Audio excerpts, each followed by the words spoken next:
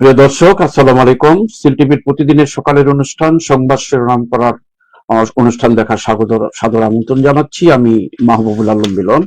আজকে সংবাদ পর্যালোচনায় আছেন সিলেটের জ্যেষ্ঠ সাংবাদিক, উপদেষ্টা সম্পাদক, দৈনিক আধুনিক কাগজ আজাদ ভাই। আপনাকে স্বাগত জানাচ্ছি। ধন্যবাদ। অনুষ্ঠানটির পরিকল্পনায় আছেন শেখ নুরুল ইসলাম। আর আজকে যার সৌজন্যে অনুষ্ঠানটি হচ্ছে স্কুল অফ জয় অটিস্টিক শিশুদের প্রশিক্ষণ কেন্দ্র, নয়াসড়ক সিলেট। ব্যতিক্রমী একটি উদ্যোগ। এদের ফোন নম্বরটা জানিয়ে দিচ্ছি, যদি কারো পরিবারে মানে এরকম শিশু থাকে, অটিস্টিক শিশু থাকে, যোগাযোগ করবেন এই নাম্বারে 01711996032। আমি আবার বলছি 01711996032। আমরা একটু বলতে চাই, আমি জি বলুন প্লিজ। এই প্রতিষ্ঠানটিকে আর একটু বড় করার বা এই ধরনের একটি প্রতিষ্ঠান গড়ে তোলার জন্য চেষ্টা করা হচ্ছে। যিনি আছেন অধ্যাপক আব্দুল লতিফ, জয় স্কুল অফ জয়ের প্রতিষ্ঠাতা এবং পরিচালক। তো আমাদের প্রবাসীরা এই ক্ষেত্রে একটু এগিয়ে আসতে পারেন। তারা তো অনেক প্রতিষ্ঠান গড়ে তুলতে সিলেটে সহযোগিতা করেছেন। কারণ জালালাবাদ রোটারি ক্লাবের যে প্রতিবন্ধী হাসপাতাল, সিলেটের যে হার্ট ফাউন্ডেশন, কিডনি ফাউন্ডেশন, এগুলো কিন্তু আমাদের প্রবাসীরা বড় অবদান রেখেছেন।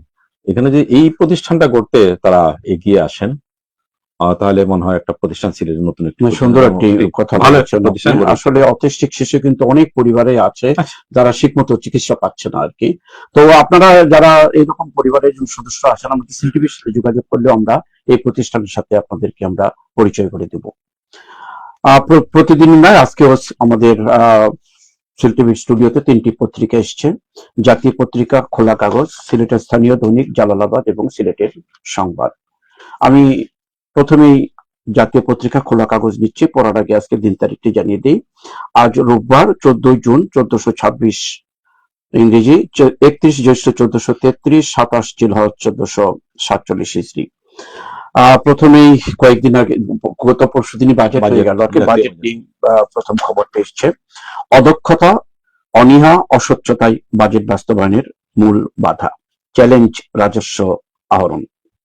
এই বাজেটটি কিছু খবর আসছে, এখানে উল্লেখ করা হয়েছে, খুব বড় বড় করে লিখেছেন, অদক্ষতা, অনীহা, অস্বচ্ছতায় বাজেট বাস্তবায়নের মূল বাধা হতে পারে। মেনন ভাই, জি, এটা জাতীয় বাজেট গুরুত্বপূর্ণ একটি বিষয়।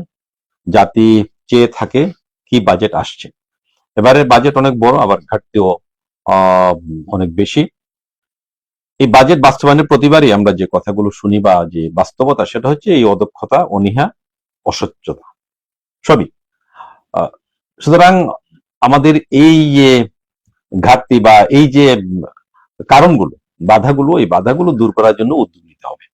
বাজেট তো সরকার দিয়েছে রাষ্ট্রের কল্যাণে, জনগণের কল্যাণে। কিছু মানুষের অদক্ষতা, কিছু মানুষের অনীহা এবং বিভিন্ন ক্ষেত্রে অস্বচ্ছতা, এগুলো দূর করার জন্য বিশেষ উদ্যোগ নিতে হবে। তাহলে বাজেট বাস্তবায়ন সম্ভব।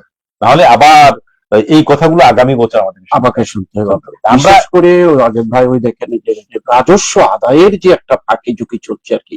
রাজস্ব আদায় যদি না হয়, বাজেট কেমন করে? আপনি নিজে ভুক্তভোগী নিশ্চয়ই, যে একজন প্রতিষ্ঠিত ব্যবসায়ী হিসাবে, এইখানেই বড় সমস্যা।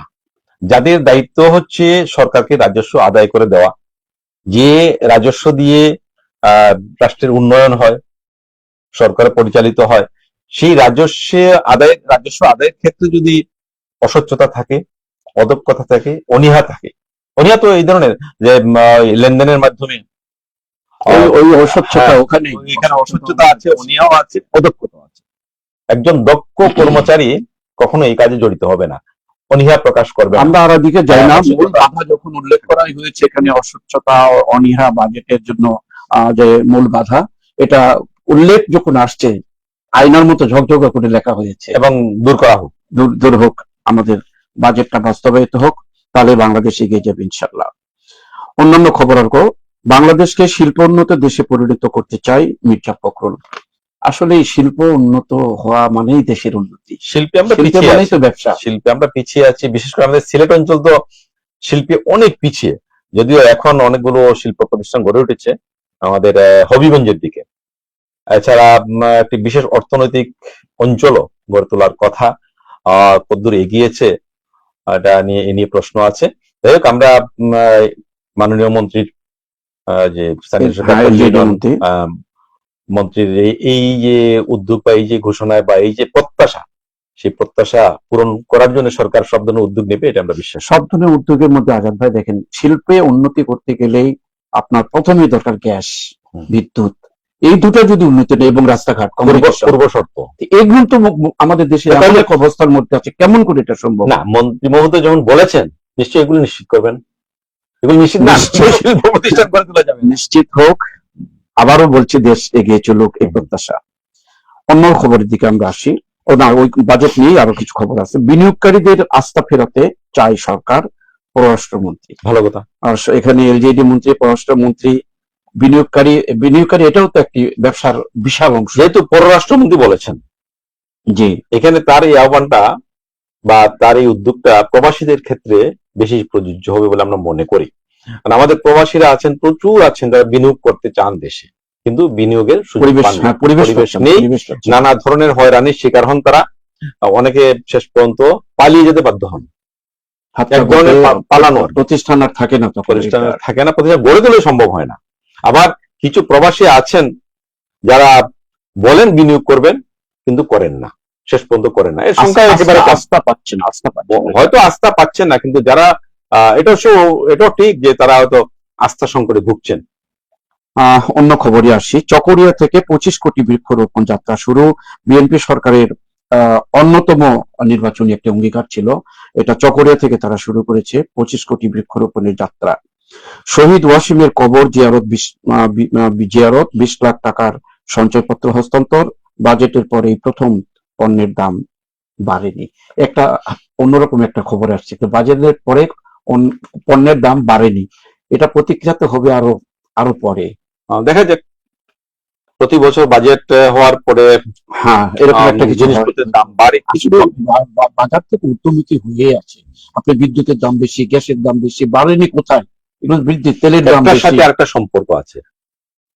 একজন উপদেষ্টা কয়েকদিন আগে বলেছেন যে এইগুলোর কারণে কারণ গ্যাসের সাথে সম্পর্ক আছে।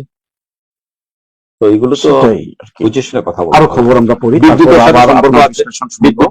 বিদ্যুৎ না থাকে তো উৎপাদন হবে কোথা থেকে? বাংলাদেশের রাজনীতিবিদদের মধ্যে সাধারণত এই ধরনের কথা একটু আমরা কম শুনি, কিন্তু প্রকাশ পেয়েছে। কেউ আর বাদ থাকছেন না, কেউ আর বাদ থাকছেন আর কি। আরো খবর, জার্মানি, নেদারল্যান্ডস ও স্পেনেই সবার নজর ফিফা বিশ্বকাপ 2026-এর জমজমাট আসর। এখানে আমরা তো সাধারণত আমাদের বাংলাদেশে আর্জেন্টিনা বনাম হচ্ছে ব্রাজিল, এখানে কিন্তু পত্রিকার খবর কিন্তু অন্যরকম। জার্মানি, নেদারল্যান্ডস ও স্পেনে সবার নজর। একটু ব্যতিক্রম কিছু হচ্ছে না, এটা তো শুধু বাংলাদেশ না, সারা বিশ্বের নজর থাকবে, যেহেতু জাতীয় বাংলাদেশের নজরটা আমরা যে যাই বলুক ব্রাজিল এবং আর্জেন্টিনার দিকে থাকে। আচ্ছা, খেলার খবর আমরা দেখবো, উপভোগ করব। রেজাল্ট যেটাই আয় মেনে নিতে হবে সবাইকে। মৌলিক স্বাস্থ্যসেবা থেকে বিচ্ছিন্ন রংপুরের চরাঞ্চল, ভোগান্তির শেষ নেই বাসিন্দাদের। চরাঞ্চলের সমস্যা বিস্তর সমস্যা, অনেক ধরনের সমস্যা। চরাঞ্চলগুলো এখনো অনেক পিছিয়ে আছে।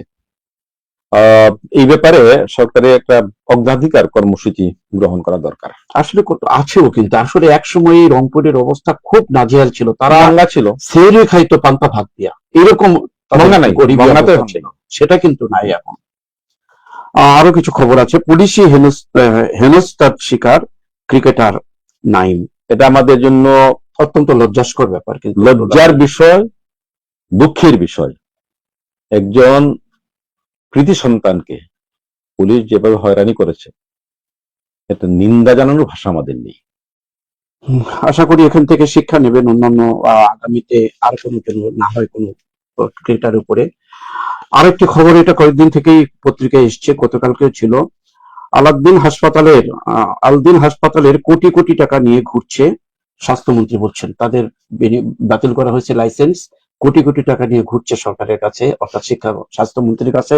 স্বাস্থ্যমন্ত্রী এখন আমি নাইমের ব্যাপারে একটা তথ্য দিই।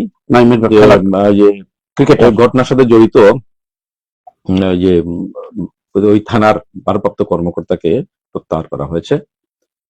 আর এই যে আলদিন হাসপাতাল, এই ঘটনাটা যে ঘটনার জন্য এসব হচ্ছে অত্যন্ত দুঃখজনক। তাদের জন্য শাস্তির ব্যবস্থা করেছে খুব দ্রুত, ভালো উদ্যোগ এবং একটা নিষ্পত্তি করার দরকার, এটা আমি মনে করি। না, এখন তো নিষ্পত্তি তো তাদের তো ব্যাপারে তো কঠোর ব্যবস্থা নেওয়া হয়েছে। এখন সরকারের পিছনে পিছনে ঘুরতে পারে, লাইসেন্স বাতিল হয়েছে, ধরা না দিলেই তো হয়। শুধু 8 দিন কেন, আরো অনেক হাসপাতাল আছে যেগুলোতে চরম অনিয়ম হচ্ছে, অপচিকিৎসা হচ্ছে, সেইগুলোর বিরুদ্ধে ব্যবস্থা না হোক, না হলে প্রশ্ন উঠতে পারে। ধন্যবাদ আজাদ ভাই। আমরা শেষ পৃষ্ঠায় একটু খবর পড়ি। দেখো নদীপথেও কঠিন বিজেপি। আমরা স্থলপথের খবর এতদিন পড়েছি, এখন নদীপথেও দেখা যায় বিজেপি পেয়ে হচ্ছে, নদীপথে হয়, কিছুই মানছে না বিএসএফ। চাঁপাইনবাবগঞ্জে নদীপথে 15 জনকে পুশিনের চেষ্টা, বিএসএফ এর গুলিতে নিহত মুজিবুরের লাশ হস্তান্তর, তৎপরতায় প্রতিহত করতে বদ্ধপরিকর সীমান্ত রক্ষীরা। এই যে ভারত যে কাজটা করছে, এটা অত্যন্ত অমানবিক। আমাদের বিজেপি কঠোর অবস্থানে আছে, স্থলপথে এতদিন দিচ্ছিল, এখন নদীপথে দিচ্ছে বলেই আমাদের বিজেপি নদীপথেও কঠোর অবস্থান গ্রহণ করেছে। আর আমি আগেও বলেছি নদীপথে কিন্তু চোরাচালান হয়, এটা মনে রাখতে হবে। সীমান্ত ঘেঁষা নদী আছে আমাদের। আসলে আন্তর্জাতিক আইনে এগুলো কেন পদক্ষেপ নেওয়া হচ্ছে না, তবে আলোচনার মাধ্যমে শেষ করা দরকার। ভারত বাংলাদেশ, বাংলাদেশ ভারত পরস্পরের বন্ধু, সুতরাং এই বিষয়টি নিয়ে কেন দ্রুত আলোচনা হচ্ছে না? দুই দেশের আলোচনা করা উচিত, এই সমস্যার সমাধান করা উচিত, এটাই হোক দাবি।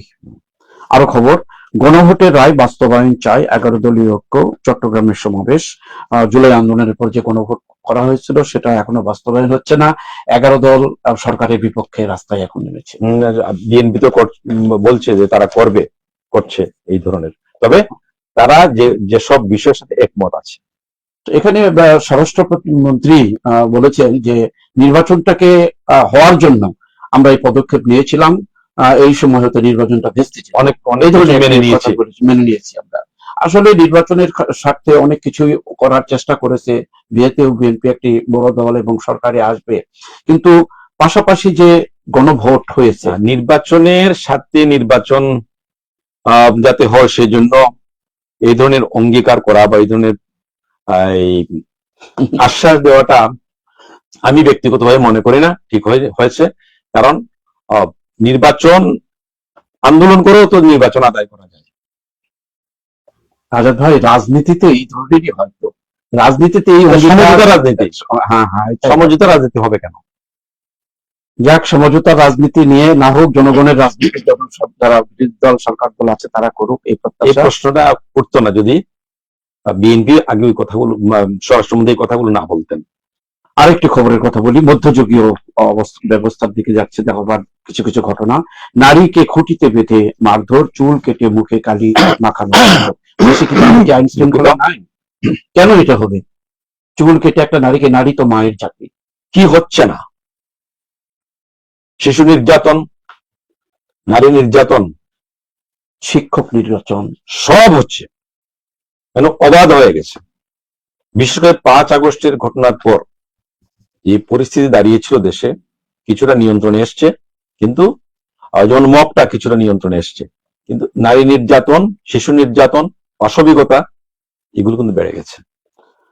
আরো একটি কথা, এই যে বাঁশের মাচায় 2.5 ঘন্টা হাসপাতালে সন্তান প্রসব, অর্থাৎ আপনি হাসপাতালের বাঁশের মাচার মধ্যে কিন্তু সন্তান প্রসব হচ্ছে, চিকিৎসা না পেয়ে কিন্তু এই অবস্থা রয়েছে। একটি ছবি সহ এসছে আর কি এটা। তো এই যে ঘটনাগুলো ঘটেছে হাসপাতালে অব্যবস্থার কারণে, কিন্তু এখানে যে বিষয়টা এসছে, বাঁশ ও কাপড়িয়া দূরে মাচায় প্রসব বেদনা কাতর এক নারীকে নিয়ে হাসপাতাল ছুটছেন গ্রামবাসী। পাহাড়ি আঁকা বাঁকা পথ, চারপাশে বন জঙ্গল, নেই কোনো সড়ক, নেই যানবাহন সুবিধা। গতকাল শনিবার সামাজিক যোগাযোগ মাধ্যমে ফেসবুকে ছড়িয়ে পড়া ভিডিওতে এমন দৃশ্য দেখা যায়। সামাজিক যোগাযোগ মাধ্যমে ছড়িয়ে পড়া ভিডিও 2 মিনিট 30 সেকেন্ডে দেখা যায় 10 জন গ্রামবাসী পাহাড়ি ঢাল বেয়ে হাসপাতাল নিয়ে যাচ্ছেন। ভিডিওতে একজন বলতে দেখা যায়, তার নাম সৌম্যজ্যোতি চাকমা, তিনি গ্রামের বাসিন্দা। ভিডিওতে তাকে বলতে শোনা যায়, আমরা অত্যন্ত দুর্গম অঞ্চলে বাস করি, আজ একজন ডেলিভারি রোগী নিয়ে বিপাকে পড়েছি। অ্যাম্বুলেন্স তো দূরের কথা, এখানে রাস্তা নেই, বাসে দোলায় করে রোগী নিতে হচ্ছে। এটা কমিউনিকেশনের অভাব, যোগাযোগ সমস্যা আছে, এসব কারণে এই ঘটনাগুলো ঘটে আর কি। আমরা আরেকটি খবর পড়েই শেষ করবো। জাতীয় পত্রিকা, শেষ মুহূর্তে নাটকীয়তায় শান্তি চুক্তি নিয়ে ধোঁয়াশা। এই শান্তি চুক্তি নিয়ে ট্রাম্প আর যে আপনার চলছে আর কি ইরানের। যেমন আগের ঘটনাটার বিষয়টা হচ্ছে যে পাহাড়ি পথ দিয়ে হেঁটে হাসপাতাল পৌঁছাতে সময় লেগেছে 2.5 ঘন্টা। হাসপাতালে আনার পর নারী সন্তান প্রসব হয়। এই 2.5 ঘন্টা, এই 2.5 ঘন্টা সন্তান প্রসব হয়েছে। নবজাতক মা সুস্থ আছেন, এটা সুসংবাদ সবার জন্যই। তবে এই চিত্র বা এই খবরটি আমাদেরকে জানান দিল যে পাহাড়ি অঞ্চল যদি আরেকটু দেরি হতো তাহলে হয়তো একটা রোগী বা কিছু মা এবং সন্তান সুস্থ আছেন, এটা স্বস্তির খবর। আগামীতে আমরা আশা করবো যে এই বিষয়ে দৃষ্টি দেওয়ার। আবারও আন্তর্জাতিক খবরের একটি অংশ, শেষ মুহূর্তে নাটকীয়তায় শান্তি চুক্তি নিয়ে ধোঁয়াশা। এই বিষয় নিয়ে আর কথা বলবেন? ট্রাম্পের শান্তি চুক্তি যেমন একটা খেলা শুরু হয়েছে,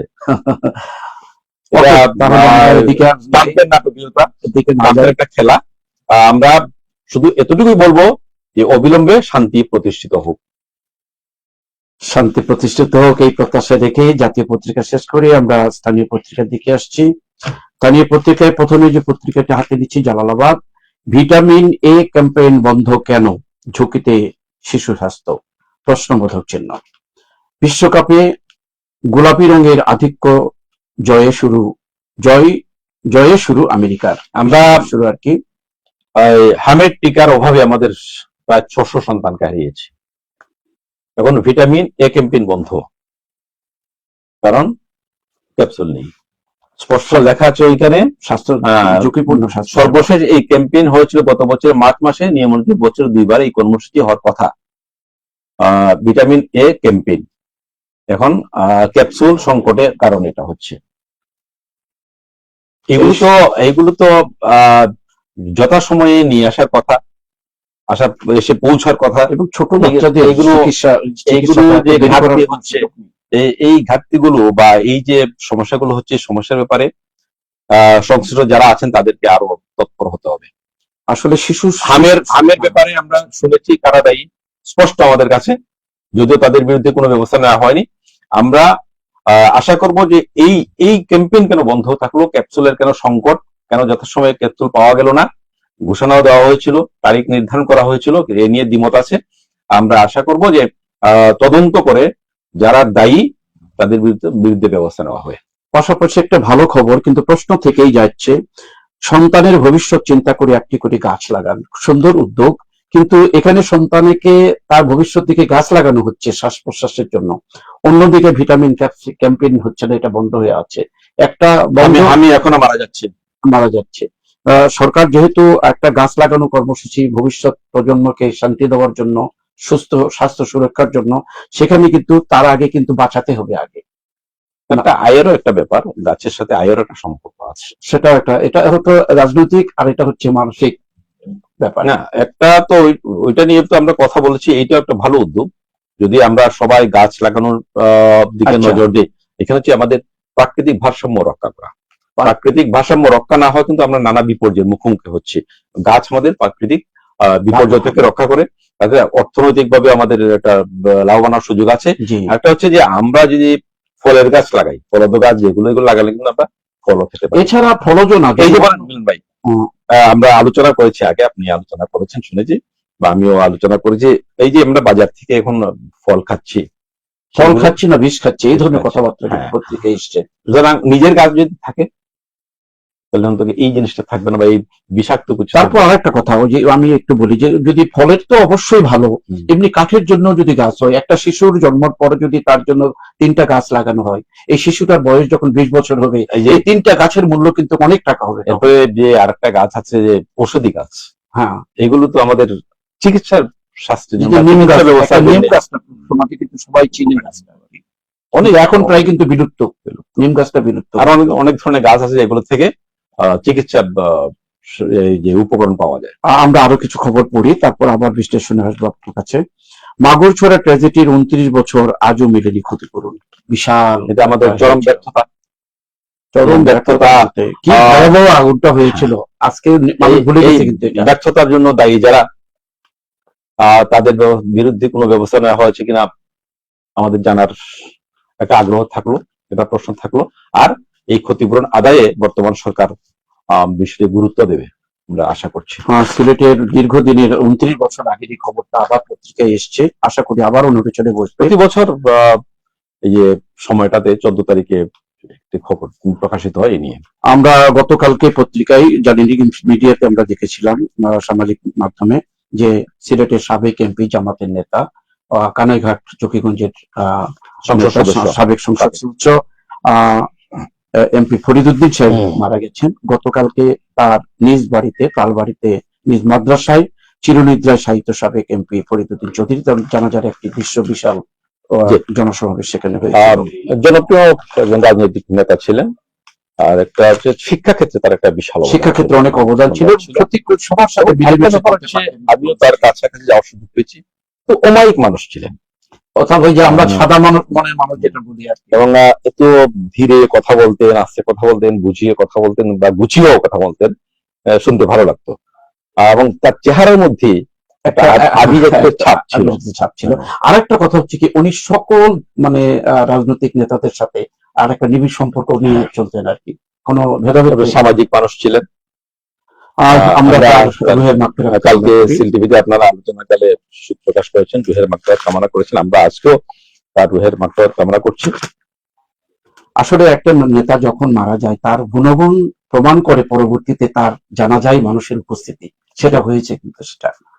অন্য খবরে আসি, সবুজ সাথী সম্মাননা পেল সিসিকের বর্জ্য ব্যবস্থাপনা বিভাগ। এটা একটা ভালো দিক। এবছর কিন্তু কথা যা দিয়েছিল সিসি প্রশাসক, সিসিকে এবার একটা চ্যালেঞ্জ এবং যেটা করিও দেখিয়েছে তারা। আর সিসিকে আমরা আগেও অভিনন্দন জানাচ্ছি। তারা এই পুরস্কার পাওয়ায় আমরা আবারও তাদেরকে ধন্যবাদ জানাচ্ছি এবং আশা করছি যে আগামীতে সময়টা আরো কমে আসবে, 8 ঘন্টা নয় 6 ঘন্টায় আসবে, সেই প্রত্যাশা। এর আগের আমাদের যিনি ছিলেন প্রশাসক, সরাসরি যিনি মেয়র ছিলেন আরিফুল চৌধুরী, উনিও কিন্তু ধারাবাহিকভাবে চেষ্টা করে। বদরুদ্দিন আহমদ সাহেবের সময় কিন্তু এটা হয়েছে, কাজটা খুব দ্রুত গতিতে হয়েছে এটা বলতে হবে। আগে ছিল 12 ঘন্টা এবং মাননীয় প্রধানমন্ত্রী এবার বলেছেন 12 ঘন্টা সময় দিয়েছে, কিন্তু সিলেট দেখিয়ে দিয়েছে যে 8 ঘন্টায়। যাতে এই পুরস্কার গুলো আরো মানুষকে, তাদেরকে যারা অন্যদিকে যায়, তারা বিপর্যয়ে আমরা আছি। 25 কোটি বৃক্ষরোপণের মহাপরিকল্পনা মাইল, এই খবরগুলো আগে পড়েছি, শেষ পৃষ্ঠায় খবর আছে। কিডনি ফাউন্ডেশন হাসপাতাল সিলেটের সেমিনারে ভিসি জিয়া, রোগের প্রতিকার চেয়ে প্রতিরোধেই সবচেয়ে বেশি জোর দিতে হবে। কিডনি হাসপাতাল আমাদের একটা প্রাইভেট প্রতিষ্ঠান, গর্ব করার মতো প্রতিষ্ঠান। সাংস্কৃতিক প্রতিষ্ঠানগুলোকে মেধা অন্বেষণ, সুস্থ চিন্তার কেন্দ্র হিসেবে গড়ে তুলতে হবে। রাষ্ট্রদূত মুশফিকুল ফজল আনসারি। ঠিক আছে, চমৎকার কথা, ধন্যবাদ আপনাকে। কুয়ালালামপুরে আন্তর্জাতিক ধর্মীয় নেতাদের সম্মেলনে শান্তি সহাবস্থান, উগ্রবাদ মোকাবেলার উপর গুরুত্ব আরোপ। আমরা স্থানীয় কিছু সংবাদ করে যেগুলো একটু গুরুত্বপূর্ণ। আপনার জেলা সুনামগঞ্জ, যাত্রার জন্মস্থান সুনামগঞ্জে ধীরায়ের সুনামগঞ্জ সরকারি শিশু পরিবারে ফল উৎসব, শিশুদের মুখে হাসি। সত্যই কি হাসিটা কি থাকবে না এখানেও কিন্তু বিষ মিশ্রিত ফল আমরা আশা করবো আমাদের সন্তানরা সুস্থ থাকবে এবং আমরা তাদের জন্য এই বিষয়টা নিশ্চিত করবো যে তারা যেন সবসময়, আমাদের সকল সন্তান যেন একটু মানে আমরা যেগুলোকে পিওর বলি, অর্থাৎ দূষণমুক্ত, বিষমুক্ত ফল তারা। বিশেষ করে এই যে শিশুদের জন্য যে অনুষ্ঠান গ্রহণ করা হয়, তাদের মুখে যে ফলটা দেওয়া হবে, এই ফলটা যেন পরীক্ষা নিরীক্ষা করে অন্তত বললাম দেওয়া হয়, ছোট বড় সবার জন্য। আমাদের সময় কিন্তু আর এগুতে দিচ্ছে না। একটা অন্যরকম একটা সংবাদ, এরকম সলিল সমাধি হয়েছে কোয়াই নদীতে গোসলে নেমে বৃদ্ধ নিখোঁজ, এই ধরনের খবর প্রতিদিন পাওয়া যায়। আজাদের সময় স্বল্পতায় আমরা আর একটা পত্রিকা পড়া বাকি আছে, সিলেটের সংবাদ। এই সংবাদে প্রথমে স্থানীয় খবরগুলো পড়েন। সিঙ্গাপুর কানাডা নয়, বেটার বাংলাদেশ গড়তে চাই প্রধানমন্ত্রী। ভারতের সঙ্গে পারস্পরিক শ্রদ্ধার ভিত্তিতে সম্পর্ক চাই বাংলাদেশ, পররাষ্ট্র বিষয়ক উপদেষ্টা হুমায়ুন। ঋণ করে সৌদি গিয়েছিলেন সাইফুল, দুর্ঘটনায় পা ভেঙে এখন দেশে ফেরার অপেক্ষায়। তো দ্রুত আমরা শেষ করি। পানি সংকটে সিলেটের শহরের ভিতরে একটি অবস্থার একটি প্রতিবেদন আসছে। পানি সংকটে হাওয়াপাড়া এলাকায় রান্না বান্না বন্ধ, শিশির এক সময় নির্বিকার, এই হাওয়াপাড়া ছিল এমন এক অবস্থায় একটু বৃষ্টি হলেই হাঁটু পানি জমে যেত। হাটে পানি জমে এই হাওয়াপাড়া এখন পানির পানির অভাব। সংকট। সুতরাং পরিস্থিতি কোন জায়গায় গেছে সেটা আমাদের একটু ভেবে দেখা দরকার। তো এখানে একটা কিন্তু প্রশ্ন করছে সিসিক নির্বিকার, সিসিকের অন্য প্রশংসা আমরা পড়লাম একটু আগে, তার পরিচ্ছন্ন সিসি কেন নির্বিকার থাকবে? সেই তো এগুলো হচ্ছে মানুষের কিন্তু ওই এই প্রশ্নটা আমরা রাখলাম, অবশ্যই দরকার, তার চেয়ে তো এটা আরো বেশি দরকার। আমরা এই প্রশ্নটা রাখলাম যে এই যে মানুষের দুর্ভোগ দুর্দশার সময়ে সিসি কেন নির্বিকার থাকবে বা থাকবে। আশা করি খবর পরিবেশের উপর সিসিক এটা নিয়ে কাজ করবেন, এই প্রত্যাশা তো আমাদের থাকতেই পারে। জনতাপুরে যুবদল নেতা ব্রয়লার সেলিমের বিরুদ্ধে মাদক সেবন ও প্রভাব বিস্তারের অভিযোগ। একটা শুধু একটা নামের একটা ডেজিগনেশন আসে, ব্রয়লার সেলিম। এগুলো আমরা আরো খবর শেষ পৃষ্ঠায়। ঢলে তলিয়ে গেছে হবিগঞ্জের 3 গ্রাম, এই বন্যা হতে পারে, বন্যা হতে পারে। কৃষি রাজনীতিকরণে দিগন্ত উন্মোচন করছেন প্রধানমন্ত্রী। ফ্রান্স যুবদল অনিয়ম, প্যারিস মহানগর কমিটি নিয়ে বিতর্ক, নতুন বিতর্ক। প্রধানমন্ত্রীর 25 কোটি বৃক্ষরোপণের কথা আমরা আগে শুনেছি। 6 দিন ধরে নিখোঁজ মাদ্রাসা ছাত্র আফজাল সন্ধান পায়নি, সন্ধান আমরা কামনা করি, সন্ধান কামনা করি আমরা। সরকারি কর্মচারী পরিষদ বিভাগীয় সিলেট শাখার পরিচিতি ও আলোচনা সভা। গোয়েনঘাটে অপরাধ নির্মূলে বিট পুলিশ সভা, কেবল পুলিশ নির্ভর না হয়ে সবাইকে সচেতন হবে, এটার উপরে ভালো বলেন আপনার। আমাদের পুলিশের সংখ্যা তো পর্যাপ্ত না, জি, থানার সংখ্যা পর্যাপ্ত না, ফাঁড়ির সংখ্যা পর্যাপ্ত না জনসংখ্যার তুলনায়। তাদের সুযোগ সুবিধা, যেমন তাদের যানবাহন সমস্যা আছে, আরো অনেক সংকট আছে। সুতরাং পুলিশের পক্ষে সবকিছু দেখা সম্ভব নয়। এর সাথে ওই যে বিট পুলিশ যেটা বলা হচ্ছে, তাদেরকে যুক্ত করা অবশ্য প্রয়োজন। মানে ভালো উদ্যোগ, অনেকদিন ধরেই চলছে। আমরা তাদের কার্যক্রম আরো প্রসারিত হোক, আরো তারা সক্রিয় হোক, শুধু সভা সমাবেশ এর মধ্যে যেন সীমাবদ্ধ না থাকে। তাহলে গোয়েনঘাট না, সিলেটের প্রত্যেকটা সব জায়গায় আমরা আর অগ্রসর না, আমরা আরো সময় আমাদেরকে তাড়িত করছে। প্রিয় দর্শক, আমরা সময়ের স্বল্পতায় এখানে শেষ করতে আসতে হচ্ছে অনুষ্ঠানটি।